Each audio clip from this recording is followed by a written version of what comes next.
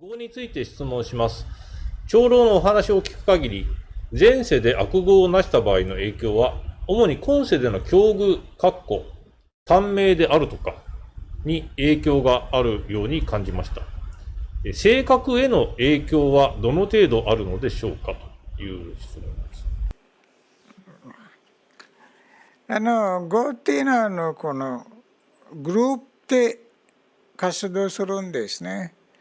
だから業の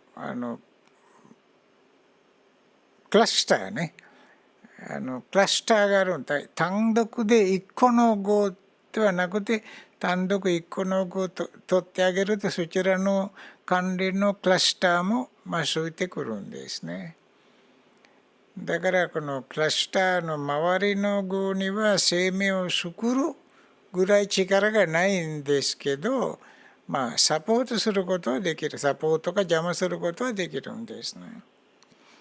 だからこのクラスターで働くんだからね、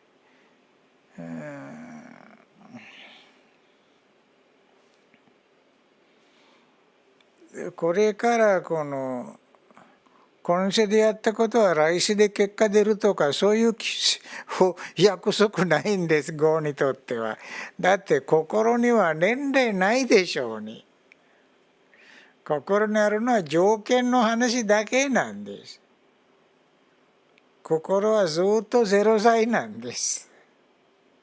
だからどんなふうに心変化するのかっていうことは、その時その時の条件によりますから、例えば朝3時犯した悪の結果は4時に出るわけじゃないんです。そういう業もありますけどね。全部そうじゃないんです。だからいつ出てくるか大体わからないんですね。だから我々は時間考えるのは肉体通して時間考えてるんだからね。肉体抜けて心だけ見ると時間ないんですね。ずっと心は変化して変化していく。スタートもないし終わりもないし、変化するそれだけ。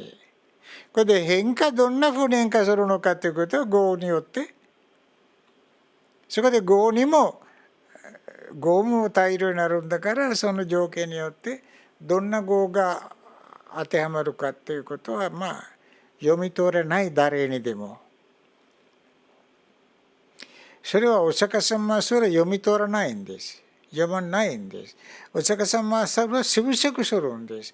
この人はこういう行為をしているから、おそらく死後こうなるでしょうと。それで大体この死に間近な人々をチェックするんですね。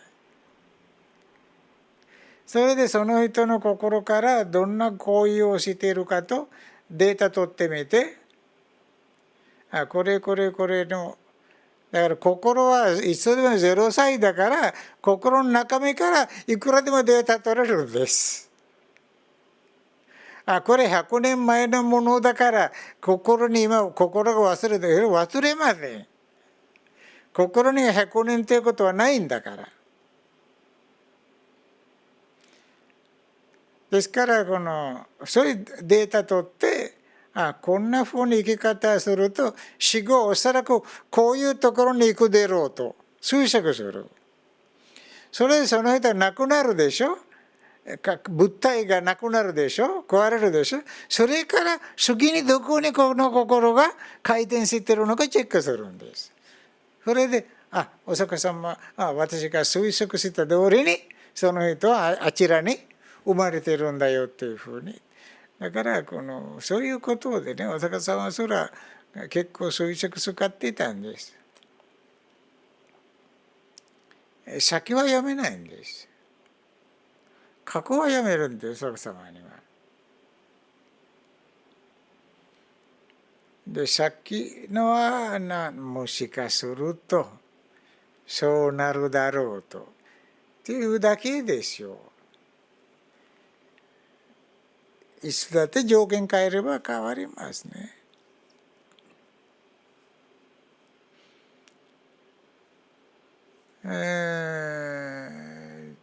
質問ってどこで言ったかな、極山さんの。5。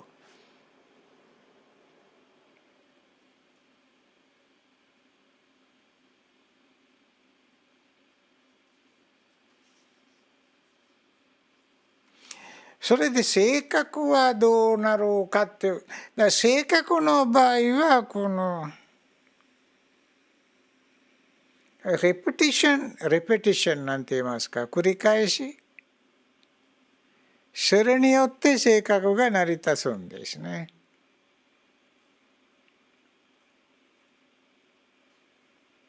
だからその手段がお釈迦様は教育にも使うんですね。心は何か繰り返しちゃうとやりやすくなっちゃうんです、それを。その心にとって。それでちょこちょこと環境が変わってもできるようになるんです。性格っていうのはなんかその気がなくてもできることなんですね。例えばすぐ怒るっぽい性格。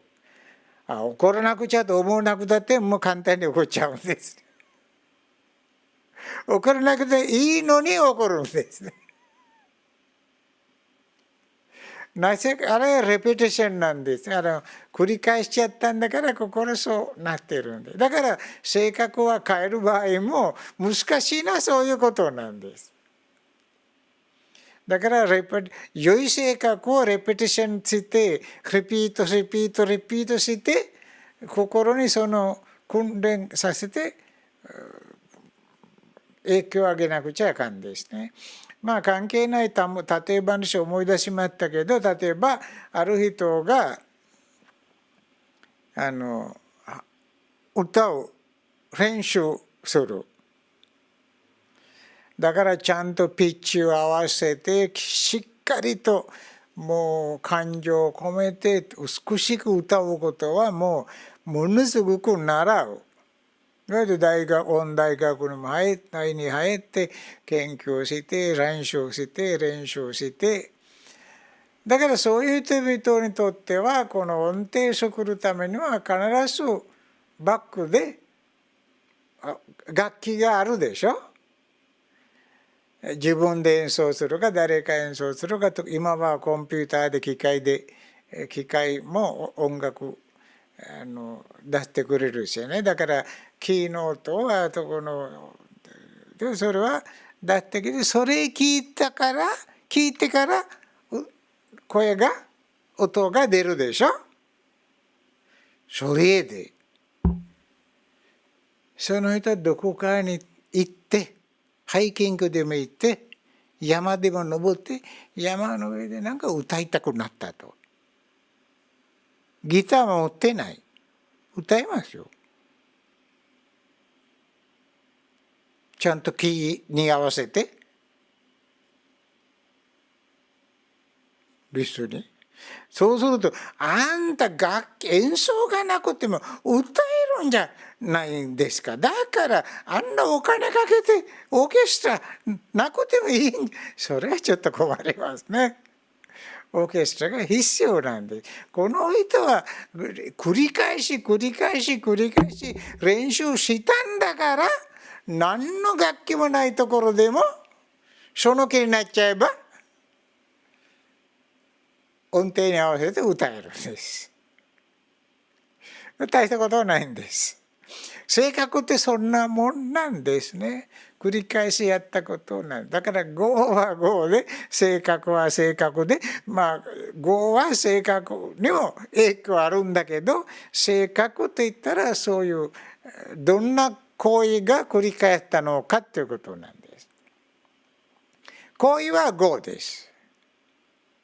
だからこのフリクエンシーはたくさんある、繰り返しの方がたくさんある業が性格としても現れてくる。